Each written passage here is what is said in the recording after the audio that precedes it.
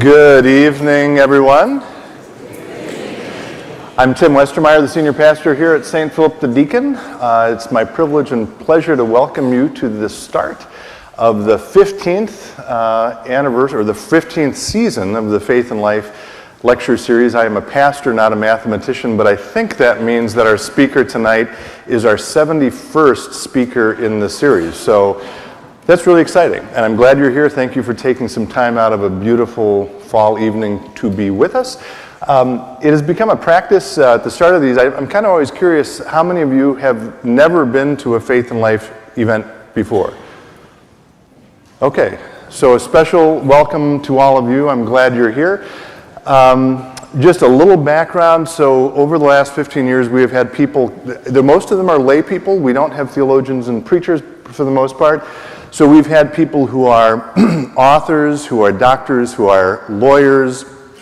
We had one politician. That's actually true. He was good. And actually, one thing we have not done a lot of is sports figures. We've had one sports figure in the history of this series. It was Hillary Lunke, who was the U.S. Women's Open, LPGA Women's Open champion. And so tonight we're privileged to have our second athlete. I think most of you probably know who he is, and these introductions are usually very brisk and very brief. I did have a chance to get to know him over the golf course this summer, and he can tell you about that if he wants. He grew up in South Dakota. He went to college in Iowa and was drafted, of course, by the Vikings. I always like to include one tidbit that you may not know about our speakers, and I asked him that tonight, and what he reminded me is that he is the reigning all-time record holder for the triple jump in the state of South Dakota. Is that accurate?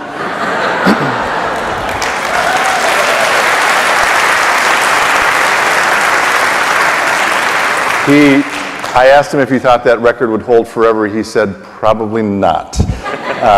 But it is holding for now. We are so glad to have him here. Will you help me welcome Chad Greenway?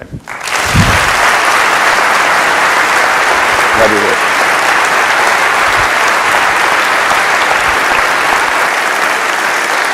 Thank you.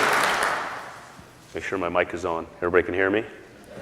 So, happy to be here. Obviously for me it's really cool because I live in the area, have friends in the audience, and I get to speak to a lot of groups now and a lot of companies, corporations, different things, and talk about leadership and teamwork and the drive and what it takes to become a pro athlete and all these things. And it's rare you get asked to speak about your faith, your morals, your ethics, what makes you up.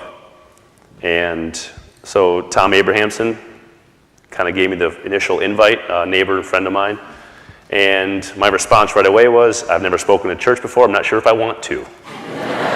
And to be quite honest with you, that's exactly what the email said, I think. And he kind of gave me the background and gave me some of the speakers and kind of told me what it was about and said it's less about that and more about your story and what makes you up, and it's much more open than that. So agreed to do it. And one of the confusing things for me was we're at the senior pastor at St. Philip the Deacon. I meet him at the golf course. And I'm thinking, oh, this guy's going to be a hack. He's a pastor. He's no time. There's no time. When could the senior pastor not have time to go golf? He's like a 6. He played like a 6 that day. Then he's taking money off me. No, he didn't. I'm just joking. So I got a chance to, it was actually a really great way to meet him because I got a chance to spend, more than just a few minutes with him. Got a chance to spend an afternoon with him, and that was really enjoyable and fun. And I got lots of tips about my golf game, which is good. I got some work to do on that one. And then the second thing I thought about when I said, I asked him to come and speak, I'm like, I speak in front of a lot of groups, so I can't swear at this one. But they also can't judge me because we're in a house of God. So either way, we're good no matter what. So with all that being said, it's an honor to be here. I live about 4 miles from here down the road. My kids go to school at Gleason Lake. I am on I'm on the board of the Wayzata Girls Basketball Association. I am trying to immerse myself in the community. I guess that's my politician now. I'm on a board, so that's actually quite enjoyable. So a little bit about me.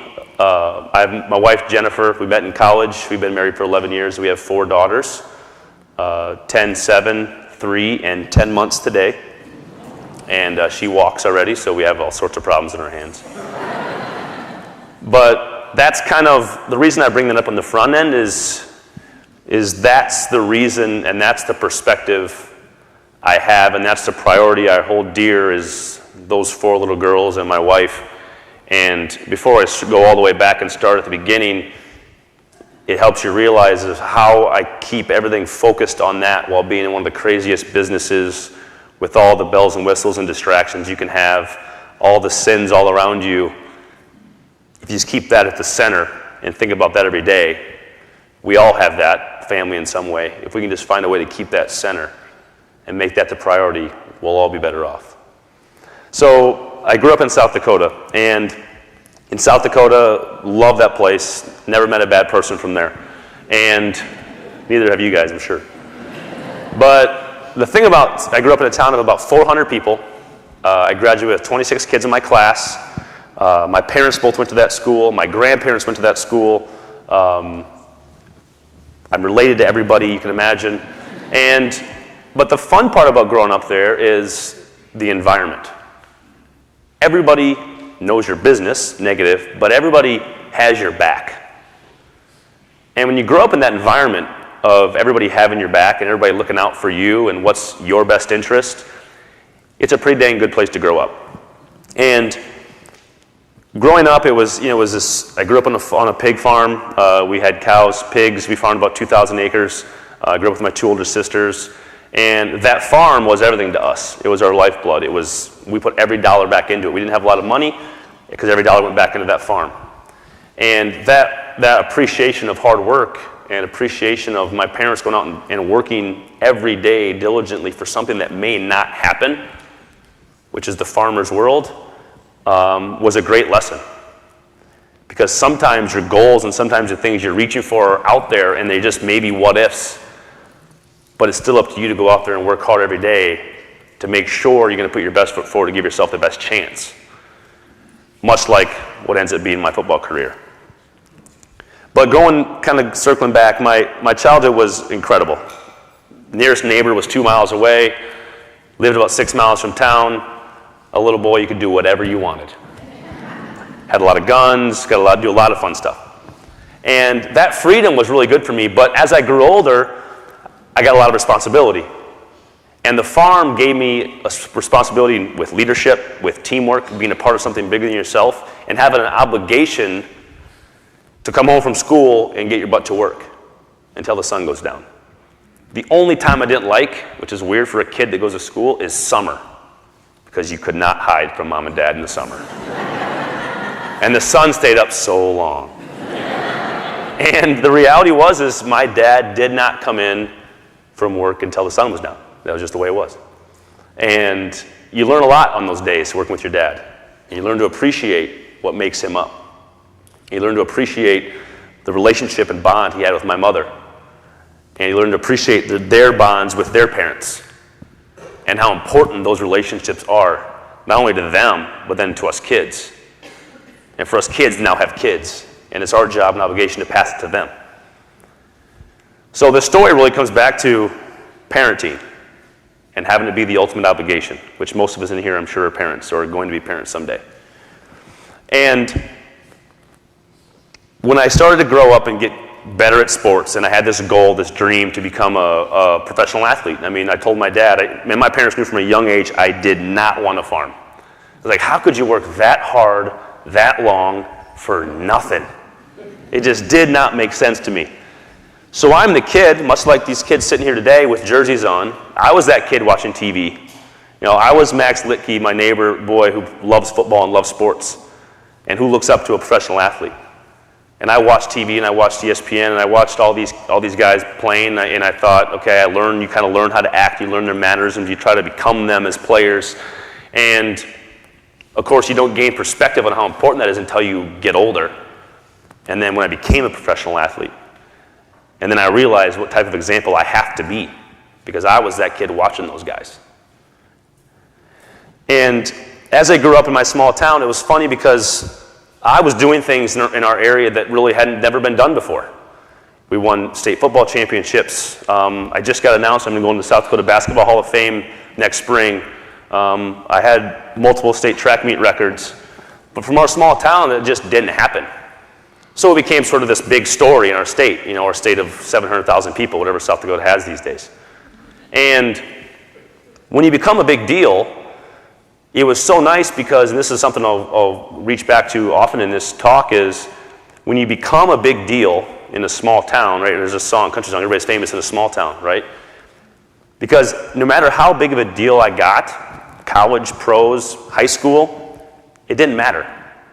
Because you were just Chad who went to the Salem Lutheran Church, who probably got A's and B's in school, got in a little bit of trouble, but everybody had your back. And the reality was, is if you did something wrong in library, she was going to call your mom that night. And that was the beauty of living in a small town.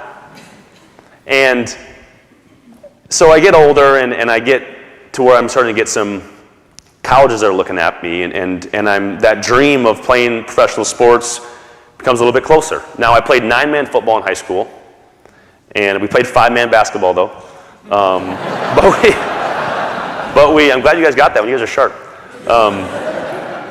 So you imagine the audacity of a kid who grew up with 400 people in this town, graduated with 26 kids. I dated all 12 girls, and played 9-man football, and you realize, like, this guy's going to go play professional sports, and nobody was going to tell me different. And the funny thing about my parents didn't go to college. This is actually a funny story you guys will also appreciate. So my parents get married right when they turned 18, October. They had my sister in February. It took us till we were teenagers to figure out that math didn't work out. South Dakota math. But hey, it was the 70s, that's what they say. But just kind of, I bring that up because their lives were built around each other and their farm and their family and us kids. I was the youngest. They had me at 24. And they struggled for years to put food on the table and to make ends meet and to make that farm go through the farm crisis of the early 80s and keep chugging along. And I look back now all these years and just am so proud of my parents for the things they went through for us, but more importantly for the examples they gave us of how to live and work with each other, how to fight and love, things we all do, things my wife and I do all the time. And I'll forever be grateful for those guys for that. But the biggest thing I'll give them credit for was coming from two people that have a high school degree, got married right out of high school, had kids right away, moved 2 miles from my grandparents' house. They let us dream as kids. They let us think those big picture things could really happen. My mom wasn't saying, well, no, you can't do that. If you're from Mount Vernon, there's 400 people in this town. Nobody comes from us. Nobody comes from here and makes it.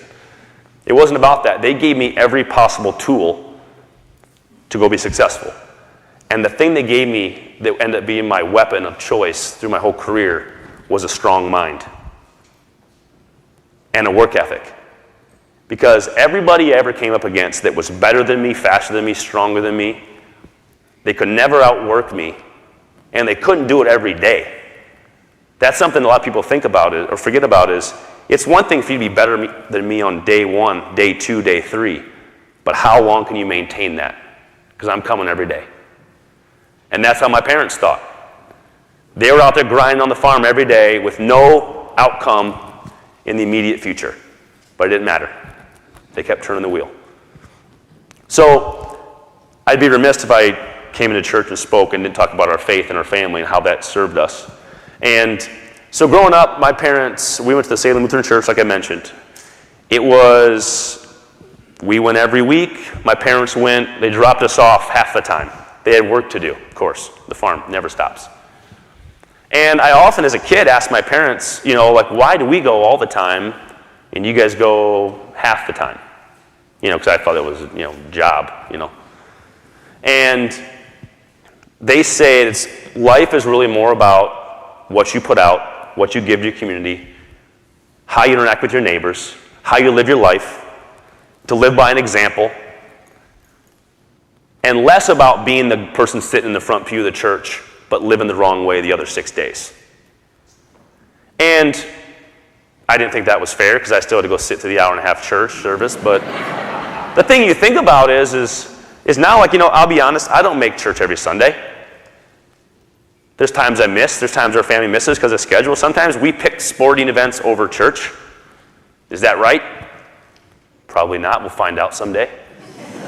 But the thing about it is that in reality, how we treat each other was always more important to my family and my parents than being that visual person that always had to be the front row of the church. Now, you can have it both ways. You can be that person and be a great person. Just don't be the person that's sitting in the second pew and judging everybody all week. And there's a lot of truth to that. I think we all can agree to that. And in a small town like that, like I said, everybody knows everybody's business. So out there, everybody's farmers. And there's a really good example that my dad gave me of a family who was really important in the Catholic Church, and they gave a lot of their money, and they were really upfront about their religion.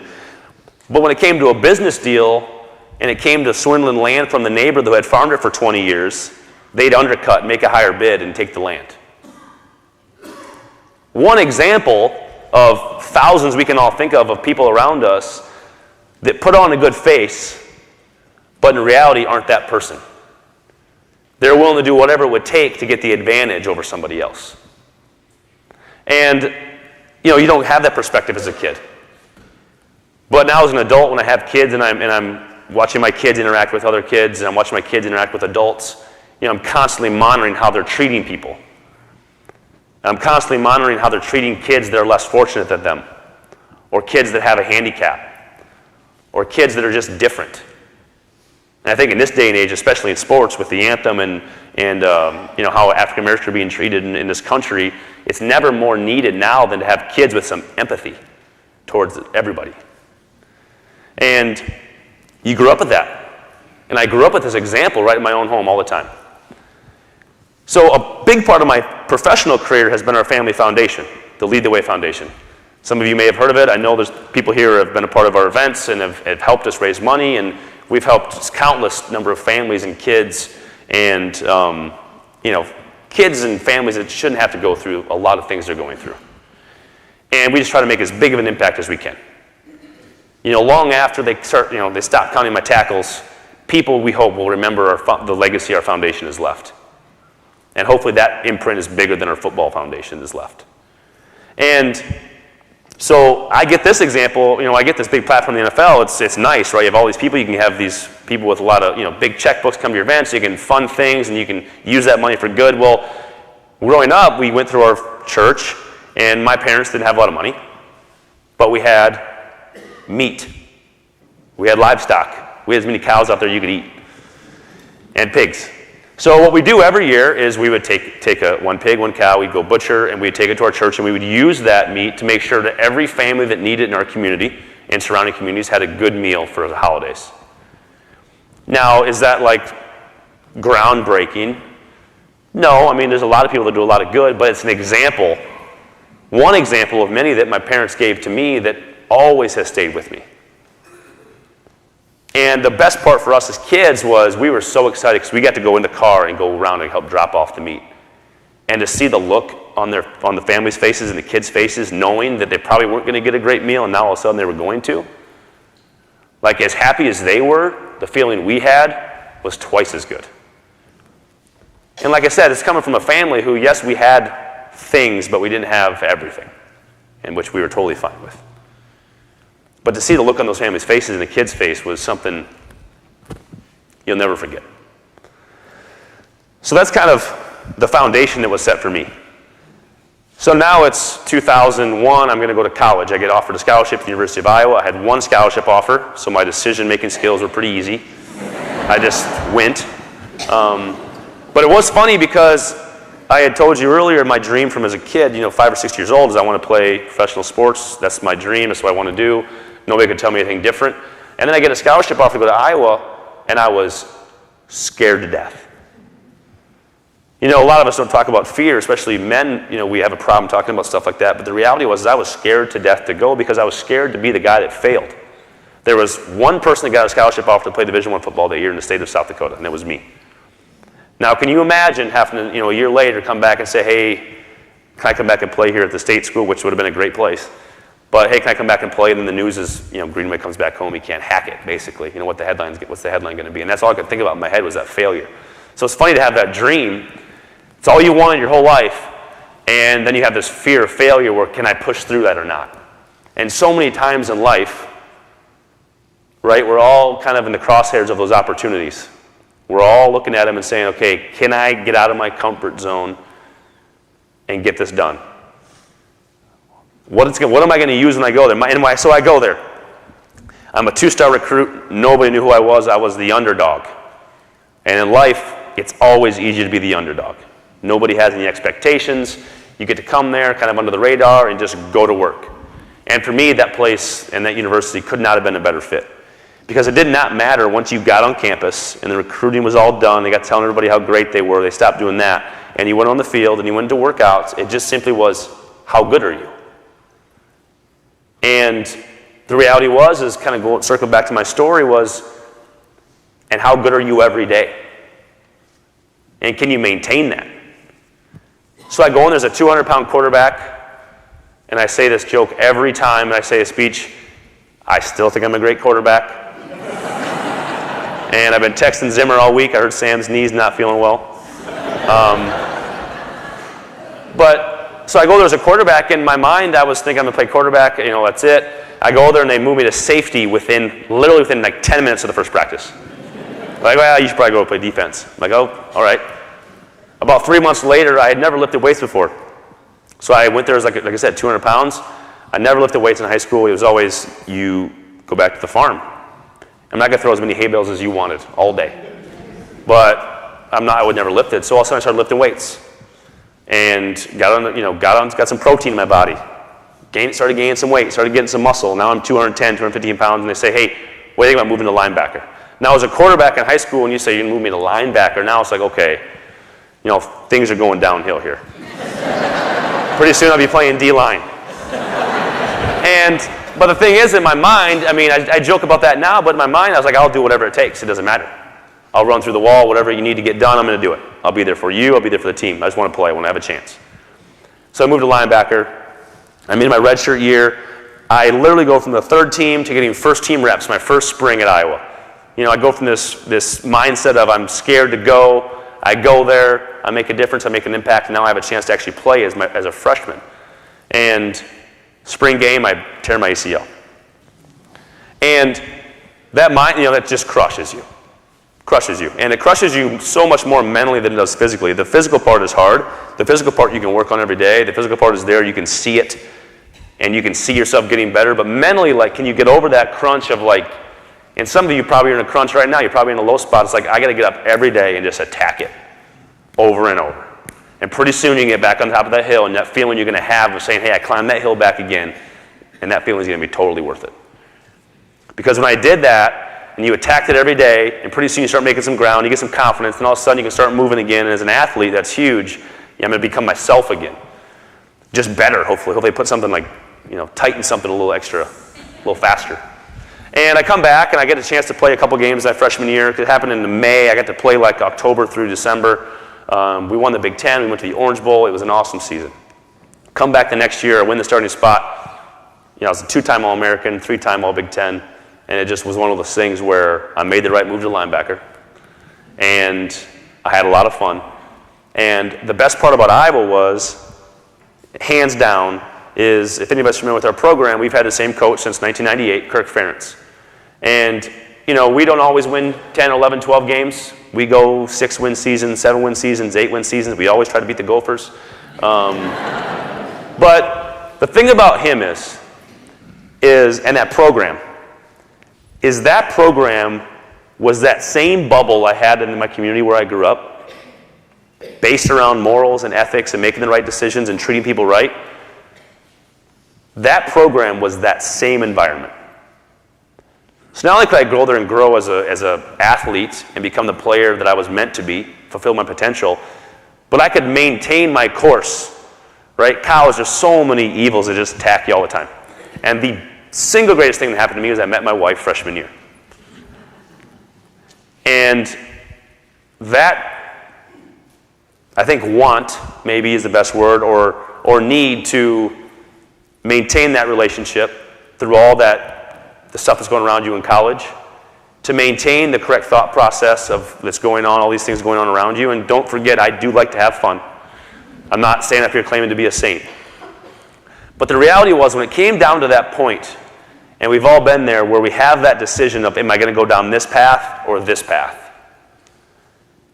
When you're at that moment, I've always had so many good people that I was raised by, that I went to college with, that I was around, that always kind of came to mind, helped me think, I need to go down this right path. And we've all been in those crosshairs before. And we've seen athletes, we've seen people that you're around in the community go down that wrong path. And I say this to my kids almost every day. You are who you hang around. You become the people that you spend the most time with. My parents, I spent a lot of time with them as a kid. They're great people. My grandparents are great people. I couldn't help it but be good by their lesson. I get in an environment at Iowa, great football coach, really more of a producer of men than NFL talent. He does both pretty well.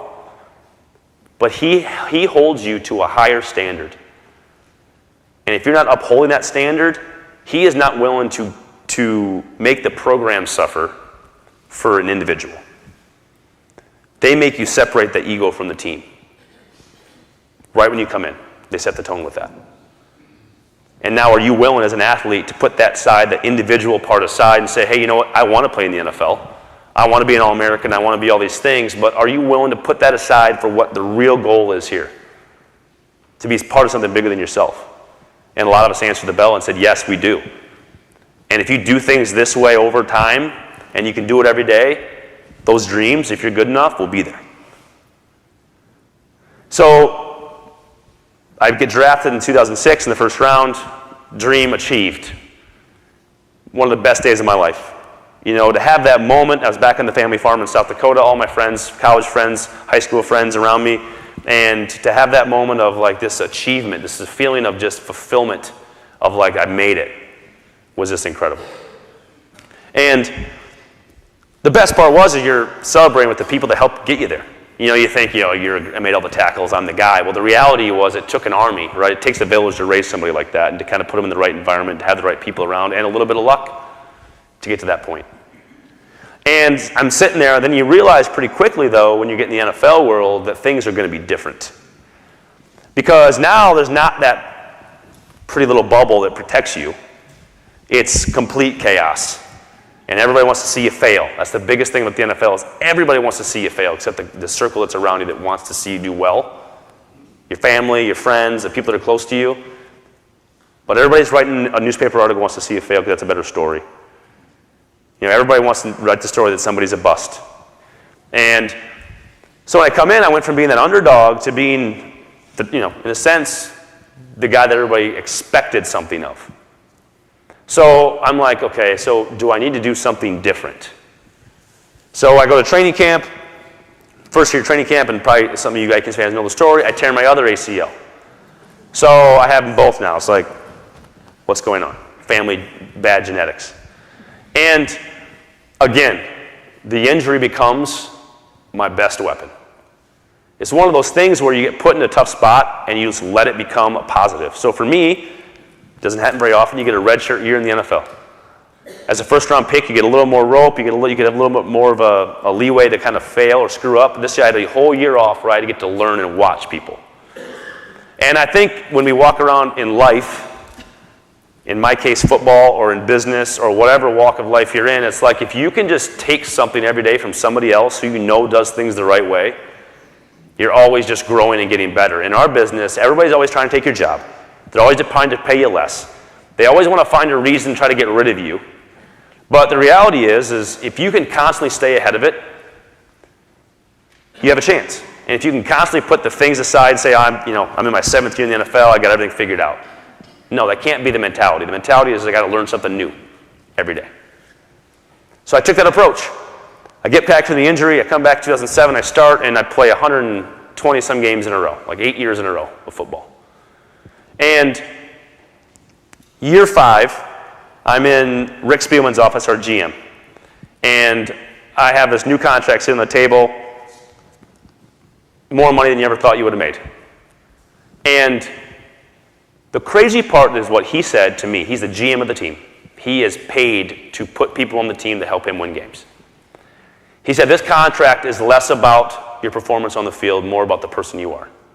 Those are his words. He would tell you the same thing today if he was standing up here.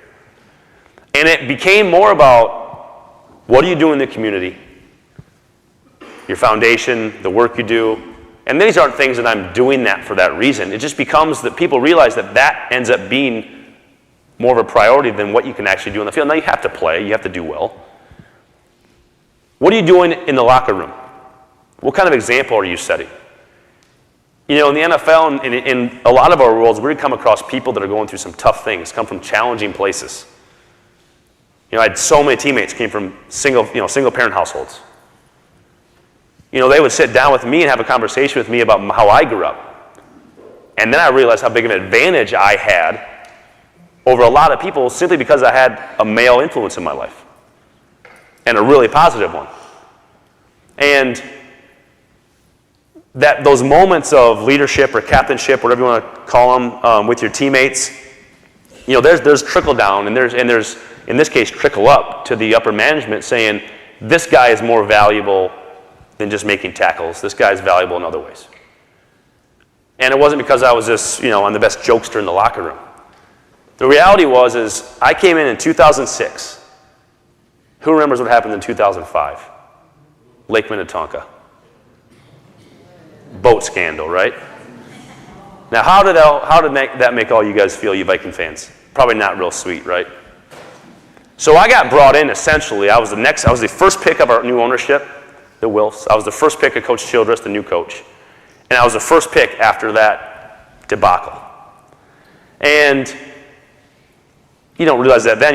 You're so excited to get drafted, and you just can't wait to go to Minnesota, But then you realize, you're like, you know what? I got brought here for more reasons than just football. And then you realize that foundation that was set in Mount Vernon by my parents, by my church, by my community, of just making the right decision, living the right way, can literally help you get your dream in even a world like the NFL. Now, who would have thought, when I was a kid, that would play a part in that? But it 100% did. And it played a part in me playing all 11 years in one place. So the lesson here really is, yes, it's about faith and family, certainly, about making the right decision, treat your neighbor appropriately, live with the set of morals and ethics that you have to set every day, and then challenge yourself, and sometimes fail, to live up to them all the time. And when you do fail, pick yourself back up and do it again, and set your standards higher. And through all this, I told you I met my wife in 2001 or 2, whatever it was, and I should know that. 2001. She's not here, so I'm going to get back to her now. I got friends in the audience. November 21st, 2001. How about that? And when I met her, I was just like, of course, I was a college kid. I was just in awe, in love. I was a jersey chaser. She ran track. And she was fast. It took me a while to chase her. To catch her, rather. And as we dated, I knew this was the moment. I better pop the question, because she was a very talented accountant. Before we started having kids. And she had this really great internship at Deloitte & Touche in Chicago, her dream job. She's from Chicago. She wanted to go to Chicago. That was like her dream. This was going into her senior year of college. She turns it down to stay there for the summer with me, and I'm like, yep, this is the moment. We've been dating for 3.5 years, and I'm like, this has to be the moment. So I pop the question, we get engaged, we get married. The same year I get hurt, my first year in Minnesota, We decided to have our first child, so that was another positive from the injury. And since that moment, the NFL it's a really great place if you make it a great place. Back to that decision. But it can be a really, really bad place. If you ever put yourself in a position where you go out without your wife, or you do, there's always people that want to be around you, right? They want, and I've seen this with teammates. I came into the NFL with a wife, had a family. I had that circle that I could look at and say, this is my priority all the time. That's how I started the speech, right? That's the priority. If you always keep it there at the center, you'll always be okay. But I've had a lot of teammates who come in with just themselves and nothing else. And that's just not enough. Because then you're always out there constantly looking for what's next, what's better, what's best. And then pretty soon you don't realize that now your career is failing, and you don't have those other pillars in your life that can really hold you up and say, hey, this is what you're meant to do. It's just what you do, it's not who you are. So really the key to my success over everything is my family. Without question. My children, my wife. And as I went through the NFL, year 4, we have Beckett, who's now our 7-year-old, and it just becomes even stronger. And the fact that I have girls, everybody always, hey, when are you going to have that boy? Well, first of all, I had 2 older sisters, so I know how everything works. And the other thing is, there's nothing better for me than to be able to provide that example to my daughters of how to treat their mother and how they're going to be expected to be treated. And I just look at that as such a challenge. We have our hands full with these 4, I'll tell you that much. They're great athletes, so hopefully get college paid for at least, because girls are expensive, I've heard. Man alive, I'm not sure I'm going to afford it. But needless to say, those 4 and my wife are my life now. And throughout the 11 years I played in the NFL, I always kept them centered.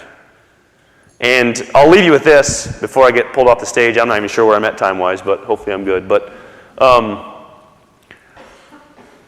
the biggest thing I can challenge everybody in this room to do is, over and above what you've done, what you have, what your resources are, if it's money, if it's time, the biggest thing I can challenge you guys to do is to find something, if you aren't already, I'm sure most of you are, to give back something. Just give something. It can be a mentorship program. It can be your time. It can be, sending food somewhere and packing food. It can be feed your starving children. It can be start a family foundation. It can be go to a foundation event of someplace where they're doing good and making a difference in some way. And just say, here, what do I have? Here's what I can give. And people always get caught up in the giving's got to be about money. I can tell you the foundation we started with the idea of what do we want to do? I don't know. What should be our focus? Well, we had our first kid. We should make it about kids. So we started with, we want to help kids that have cancer. And then we said we want to provide these kids and families that get sick. We want to provide all this. We have these big lockers now we put in these hospitals. We're going to do our 9th this fall. And we're going to put that one in Iowa City. And these lockers are filled with technology, iPads, digital cameras, Nintendo DS's, Xbox, laptops. And all these parents, kids, can watch whatever they want. They can go check it out like a library system and say, hey, we're going to use it during the time of our stay. The best story is we had a kid watch every episode of Family Guy on the iPad. The mom was like, thank you? Question mark. But, we've heard so many stories from families of we just needed something. And the idea with the digital camera was not everything in the hospital happens is bad. And we have our Tender Heart Luncheon we do with our foundation. And the Tender Heart Luncheon is only moms of these kids. Only moms that have lost kids, that have sick kids, that know somebody with a sick kid. Basically, somebody that's going through something that just shouldn't be. And every person we meet, they're getting divorced. They've been left on their own. It's been 6 years, they don't know my child's disease, the primary cause. They have 30 other diseases, but they don't know the primary. You start realizing really quickly how fortunate you are when you start getting out there and meeting people that are less fortunate than you. And The ability to give those women a morning where we can pamper them and let them talk to each other is invaluable for them, and it's invaluable for the funds that we're raising at our foundation. But the best part about that event is there's a microphone right here on the stage, and we give it open. It's like open mic. And these women get up and tell these stories that are just impossible. You just can't believe the things they've gone through. And all of a sudden, and I'm not going to stand there and say, yeah, I know what you're going through, because we know, it's not true. But everybody in the room does, because they've all been there before. And they're never in rooms where people get it. We all think we do. But until you go through it, you don't. So they're more appreciative of that than the jewelry we got them or something, the gifts we were able to give them. They're more appreciative of just that feeling of being part of a community that gets it. So I challenge you just to do that, to give back. Become part of something that's bigger than yourself. If you do that, the fulfillment you get out of that is just incredible. And that's one of the biggest things that we want to pass on to our children, is do something like that with the resources that you have. And we didn't realize the impact. So 2012, my dad gets leukemia. And my dad is told in the story is one of my favorite people on this earth, the favorite person.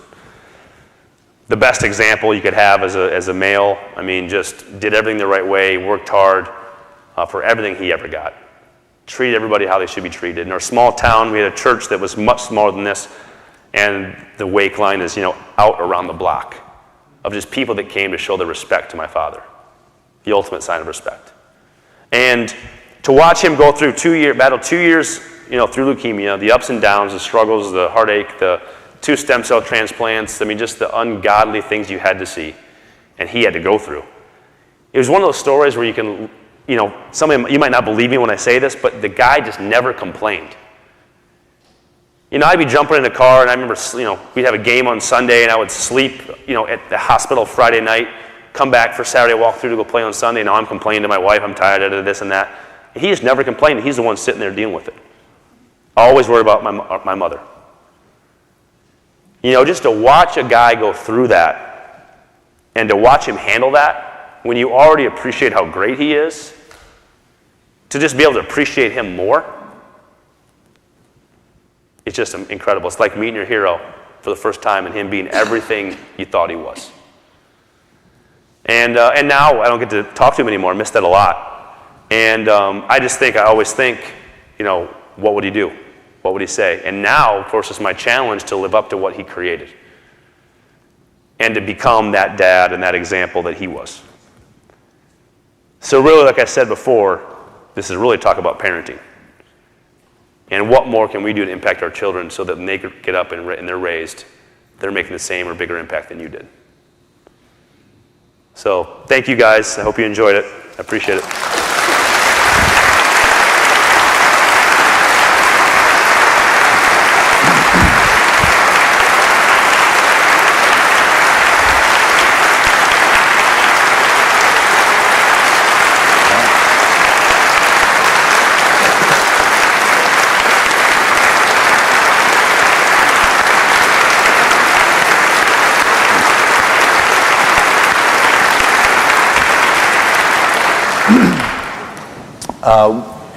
We are going to have a chance to ask Chad some questions. Thank you, Chad, for a beautiful talk. I'll let him rest his voice for just a couple minutes while I make a couple of announcements. And while I'm doing this, if you have questions you're thinking about asking him, we have a mic here and a mic here. You can come up in a couple minutes and we'll do Q&A for not as long as you want, but for a while. But let me lift up a couple things. The next event is October 26th. It will feature a gentleman named Ian Cron. I don't believe he holds the record for the triple jump, but he's going to be awesome too. So you can learn more about him on our website. He's an expert in something called the Enneagram and has written a lot about becoming who God made you to be. So I hope you'll join us for that. Again, the 26th of October here at St. Philip the Deacon. If we have a lot of new people here tonight, if you would like us to proactively alert you to future events, if you look in your bulletin program, whatever you want to call this thing, in the middle panel on the bottom, if you can either like us on Facebook, you can also at our website, faith-and-life.org, you can sign up for periodic emails. We don't send a ton of emails out, but we send a couple out to remind you of upcoming events, so please sign up for those. Above that thing on the bottom of the middle panel, you'll see a bunch of names, and also on the right panel, a bunch of names. You'll see some companies listed. Again, I mentioned this is the 15th year of the Faith and Life series. From the beginning, it has been supported 100% through the generosity of members of our community, both individuals and corporations. You see the corporations, I'll mention some of them: Productivity Inc., a Plymouth-based company; Cressa, Honeybee Capital, which is actually it's actually Honeybee Capital Foundation now. That's run by a former speaker at Faith and Life who was so taken by what we were doing here that she now supports it financially.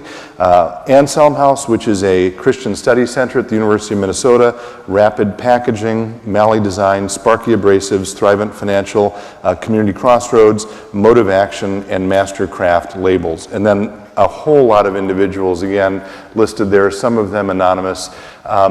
You are here tonight free of charge, at no cost, thanks to the generosity of these amazing people, many of whom are here tonight. Also, would you help me thank them for making this possible?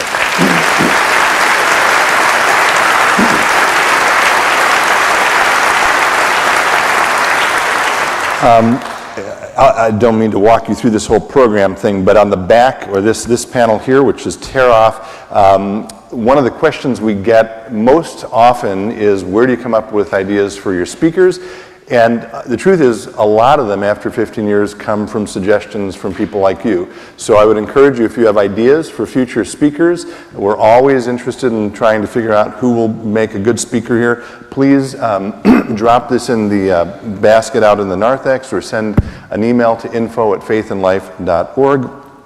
I also do want to say on that front a thank you to the individual. This isn't always true, but in some instances there is a single individual who really makes a particular event possible. Chad already mentioned him, but Tom, where are you? There. Tom was a former neighbor of Chad's. Chad's moved away. I think you've got the whole block here, maybe. But Tom really was instrumental in brokering the connection that made tonight possible. So Tom, thank you very much. Would you thank Tom for making this possible?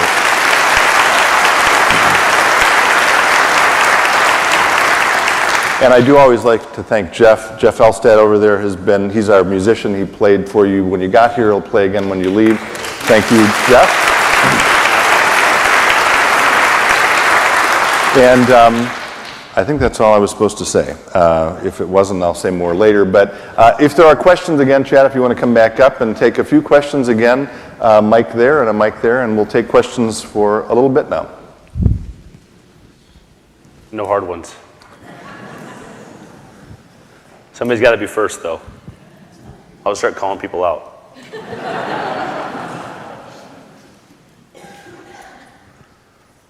Chad, I'll be first. Great talk, great speech. Thank you.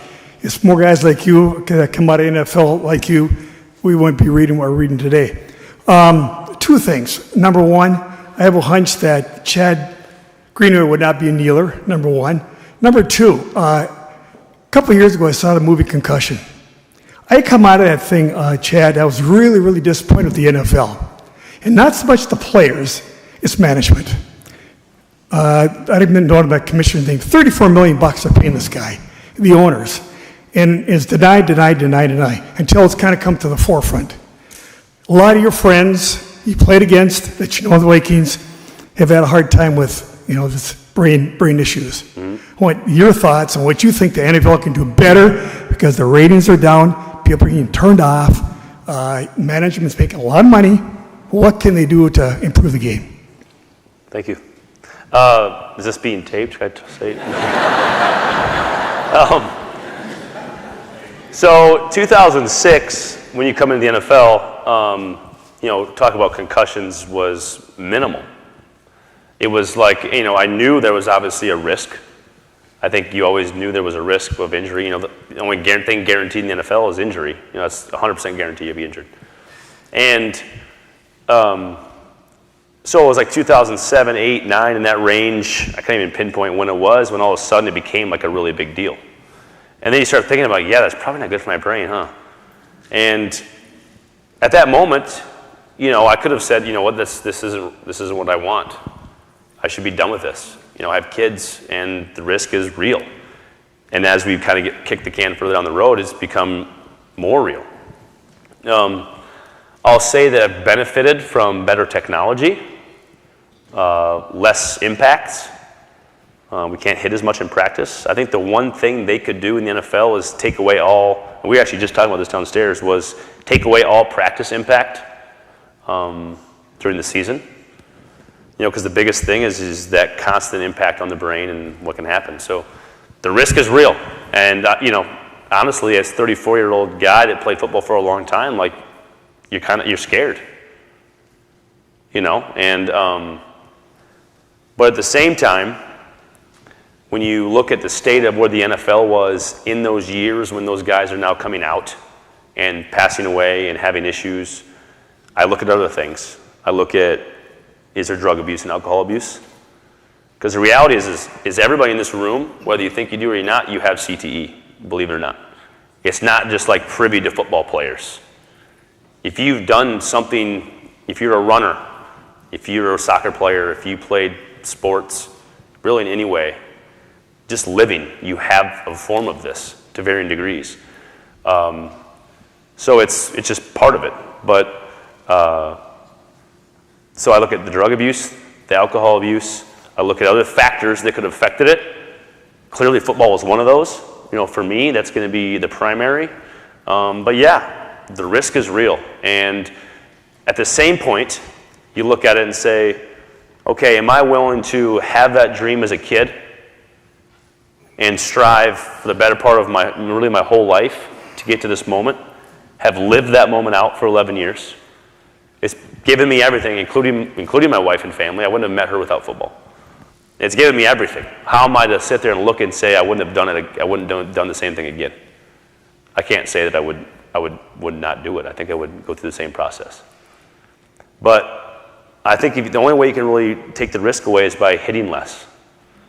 And that's really the only thing you could possibly do unless you change some setup of the game. But it's a tough question.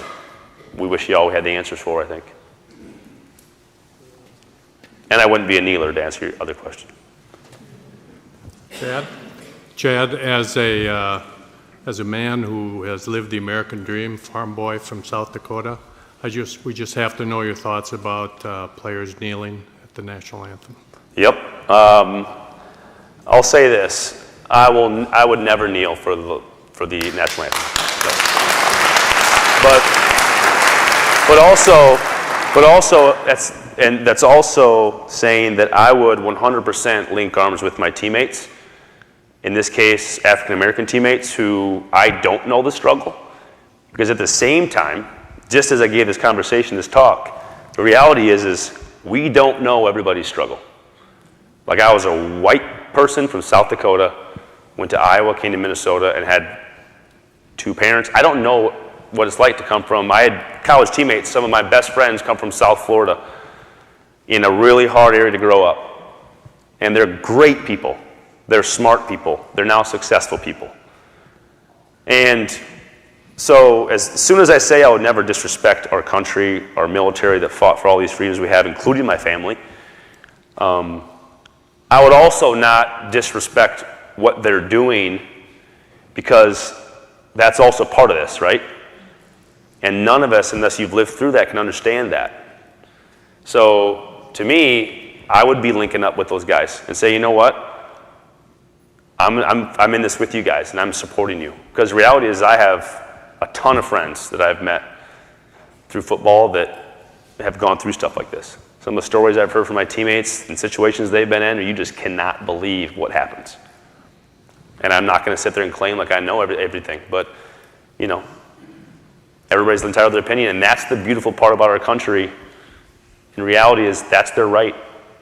And so twofold. I wouldn't have knelt, I wouldn't kneel, but I also wouldn't disrespect what they're doing, and I would be with them on that. So, that to me is how I would do it. Everybody's got an opinion.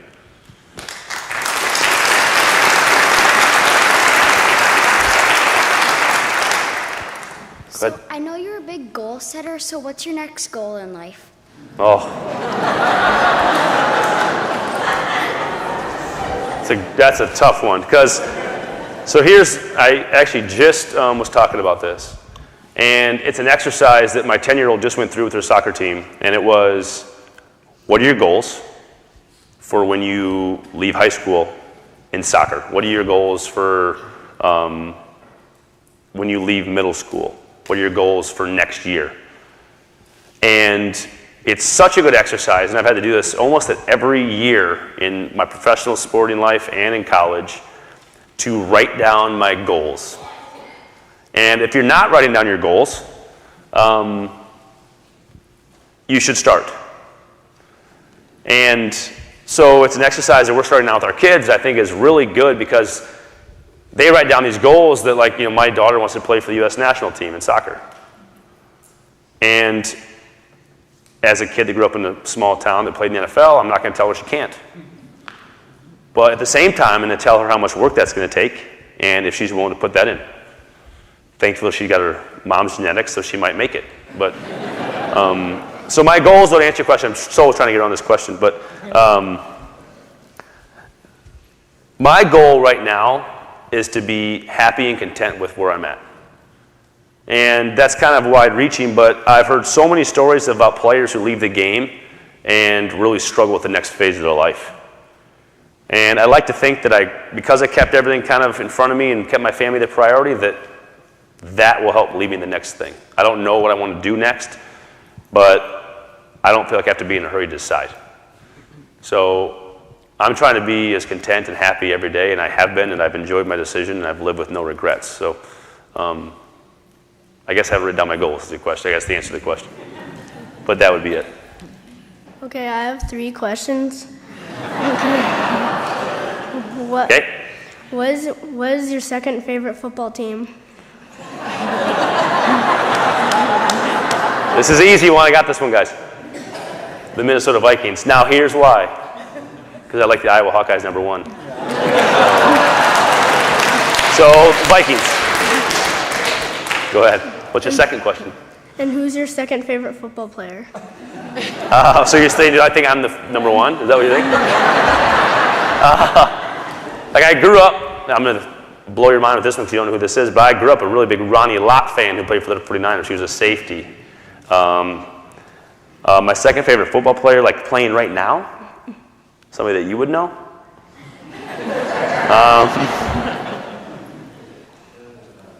I'm going to say Eric Kendricks.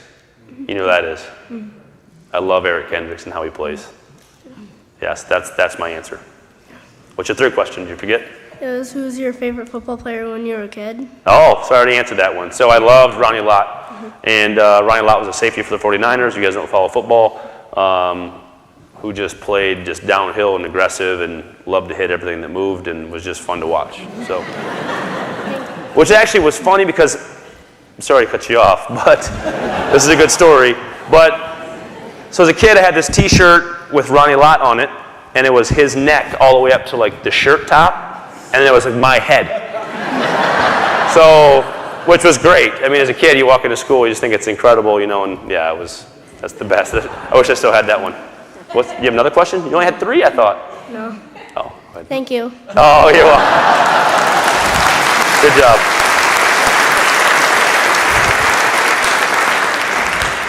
You sort of answered my question. I think with so many professional athletes, you're basically done with your career in your 30s usually.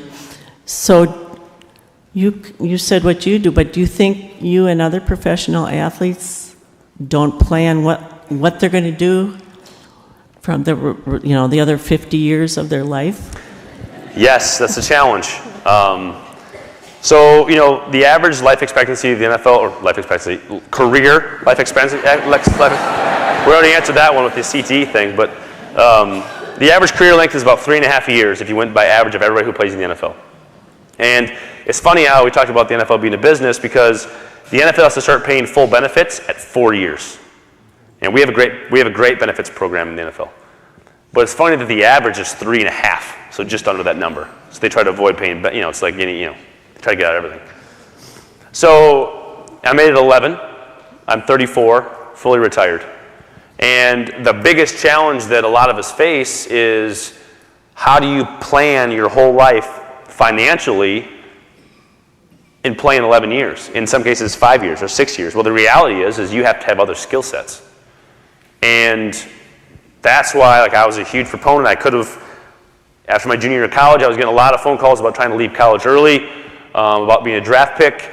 I probably would have been a high pick that after my junior season as well, but I made a commitment to the university and to my parents that I was going to graduate. And basically the third play of my first preseason game, I tear my ACL.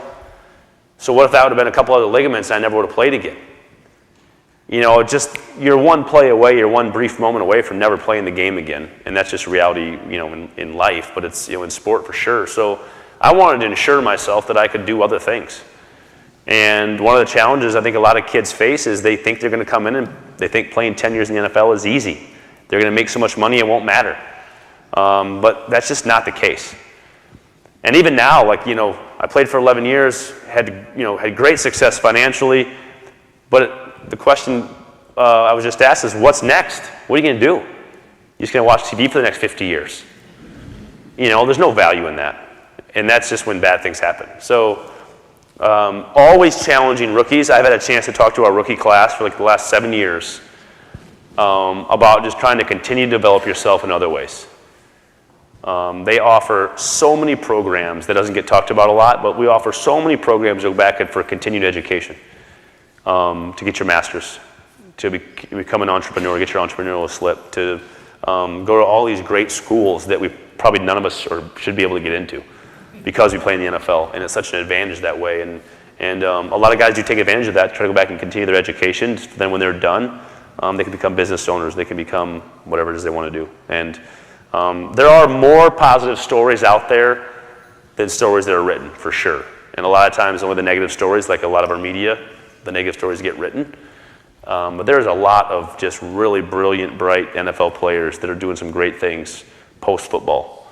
And but there's also some stories of guys that don't know what to do with their lives, and their marriage falls apart, and they don't know what to do without that fame and feeling of being in front of people. So it is a challenge. But I think for me, the best part is sort of I emptied the tank. I just emptied the tank with my career and what I wanted out of it, and there's not that want or need to go get more. And that's just that feeling of contentment, not having any regrets, to me was really important to have that feeling. Why don't we take one more question, it looks like, and this will be and if you could refrain from applauding wildly after this question, because I'm going to come and give him a present, and then you can applaud wildly, okay? They already had that one covered with the stand-up. I thought you guys had to stretch, so you guys stand up for it. Quick question. What was your degree at Iowa? Communications. So I had the benefit of being in front of the camera a lot, just in school and study. And then when I became a player, I actually played on the team. I got to travel around. They call it the I Club. I'm sure you guys have the Gold Club here in Minnesota, or the M Club, whatever you guys call it.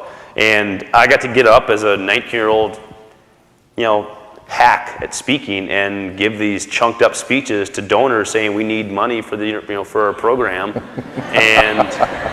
And so needless to say, now that I'm doing this, sort of makes a lot of sense, I guess. Hopefully I've improved a little bit, but yeah, so communications, so. Cool. But thank you all for coming tonight. Clap. Don't leave, you stay up here.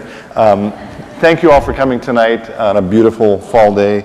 I didn't mention, by the way, we are aware that Wayzata High School has a football game tonight. We did not intentionally schedule this against that. We found out far too late to make the adjustment. So I'm guessing they have more people attending that game. Maybe. They may have more people at the game. Anyway, so thanks for being here. I hope you'll come to the next one. And I'm really glad you were with us, Chad. We have a gift for you. This is a piece of granite that says, with thanks to Chad Greenway for bringing faith to life. We thank you very much indeed. Thank you very much.